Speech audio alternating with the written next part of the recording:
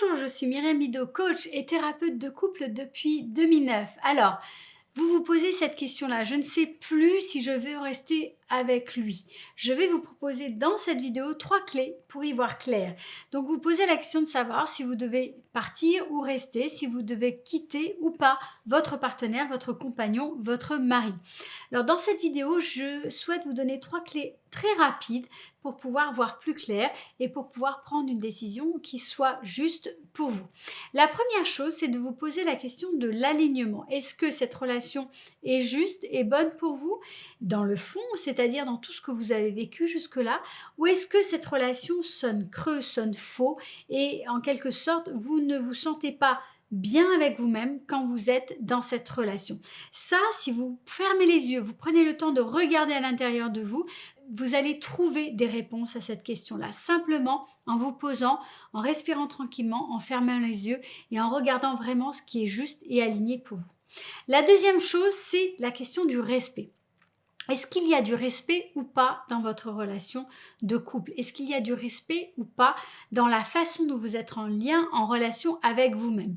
Si vous ne vous respectez pas suffisamment dans la relation, il est temps pour vous de commencer à décider d'apprendre à vous aimer et à poser vos limites clairement. Il s'agit ici de votre propre responsabilité et vous pourrez juger de la relation qu'à partir du moment où vous aurez changé un certain nombre de choses par rapport au respect que vous avez vis-à-vis de vous. Dans ce cas-là, s'il y a des problématiques de respect par rapport à vous-même, je vous invite à prendre le temps de mettre en place les actions correctives pour vous avant de prendre une décision pour votre relation.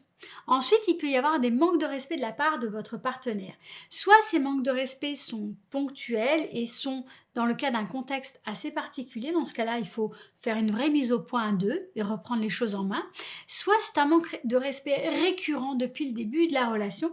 Et dans ce cas, je vous invite effectivement à vraiment vous poser la question puisqu'a priori, dans cette relation et dans ce contexte-là, il est difficile pour vous d'être respecté et d'être vu en tant que personne unique et de valeur. Et du coup, peut-être que cette relation n'est pas la bonne pour vous. Troisième point, c'est de regarder par rapport à l'histoire de votre couple.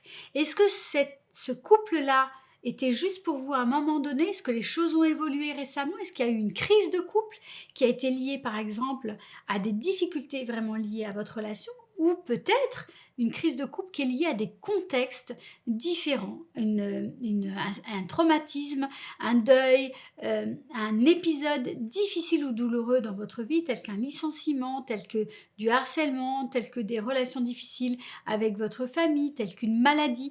Tous ces aspects-là vont avoir une incidence sur votre relation de couple, sur votre vie de couple et peuvent créer une situation où en fait vous n'avez pas su gérer la crise et prendre le virage suite à cette crise et créer du coup de la distance, de la froideur qui s'est accumulée avec le temps et qui fait qu'en fait chacun est allé un petit peu dans son propre chemin.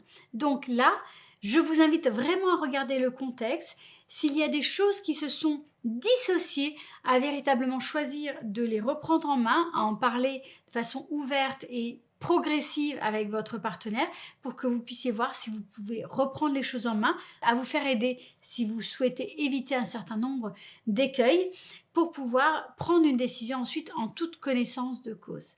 Voilà, si vous avez aimé cette vidéo, je vous invite à mettre un pouce bleu juste en dessous, à me partager votre expérience ou vos questions en commentaire sous la vidéo et puis à vous abonner à ma chaîne afin que vous puissiez recevoir dans votre boîte mail 2 fois par semaine mes vidéos, mais également à contribuer à rendre cette chaîne plus visible pour que d'autres personnes puissent bénéficier de mes conseils. Je vous souhaite une très belle journée, je vous dis à tout bientôt pour une prochaine vidéo.